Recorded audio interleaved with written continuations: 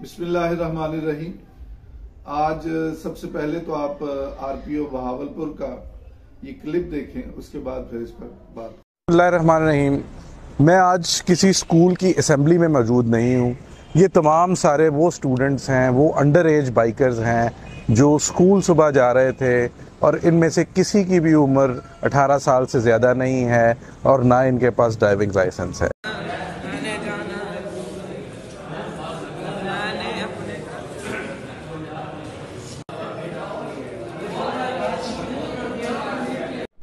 इस क्लिप में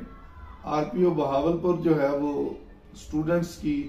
एक अच्छी खासी तादाद के साथ खड़े हैं, उनके बाइक्स भी हैं और उनको ना सिर्फ बाइक्स उनकी कब्जा में ली गई बल्कि उन स्टूडेंट्स के खिलाफ एफआईआर जो है वो भी दर्ज की गई। तो ये हाई कोर्ट के हुक्म के मुताबिक सारा कुछ आज किया गया और जो डाटा आज पूरे पंजाब से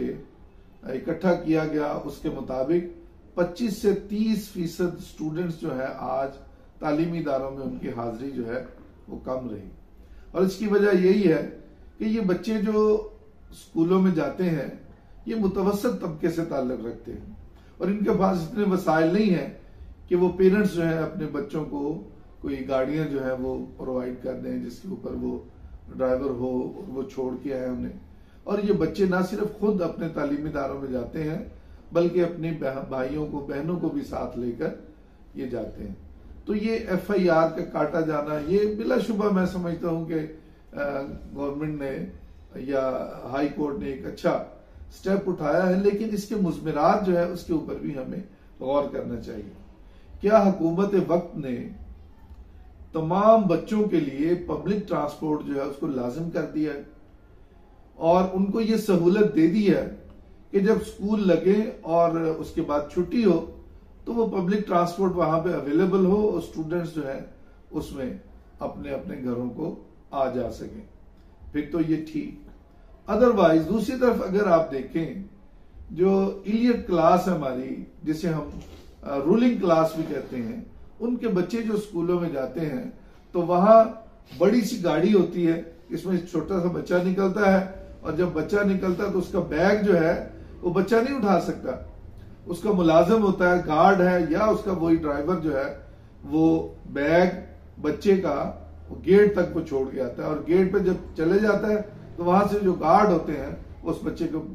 बैग समेत अंदर ले जाते हैं। एक तरफ स्मोक की वजह से हम सब परेशान हैं और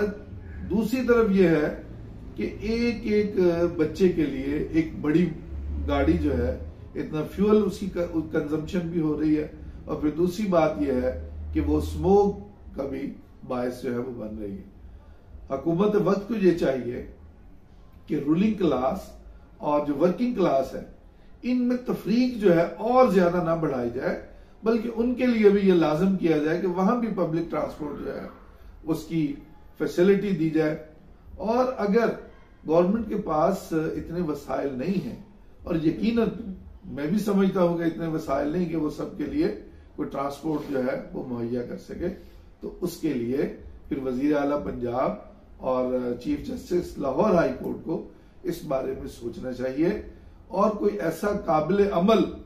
हल जो है इसके लिए वो बना देना चाहिए कि सिर्फ स्कूल औकात में जब स्कूल लगे या छुट्टी हो उस वक्त उनके लिए कोई नरमी का कानून जो है वो इख्तियार किया जाए, वगरना फिर ये है कि ये करप्शन का एक और रास्ता जो है वो खोल देगा। जैसे पहले हेलमेट की पाबंदी का चल रहा है कि 2000 का चालान जो है वो किया जाता है और जिन्होंने हेलमेट नहीं पहना होता जाहिर है वो भी इस शहर में फिर रहे हैं और वो फिर एक वही है कि करप्शन का बाब जो है वो खुलता है। तो मेरी ये दर्दमंदाना अपील है, दरखास्त है कि इसका कोई काबिल अमल हल जो है वो तलाश किया जाए। स्टूडेंट्स के ऊपर एफआईआर का देना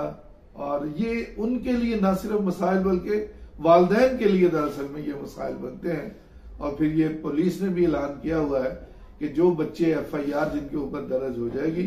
तो उनका रिकॉर्ड जो है वो क्रिमिनल रिकॉर्ड में आ जाएगा और फिर आगे मुलाजमत के हसूल में भी उन्हें परेशानियों का सामना जो है वो करना पड़ेगा। तो खुदारा मिल बैठकर इसका कोई काबिल अमल हल तलाश कीजिए। बहुत शुक्रिया।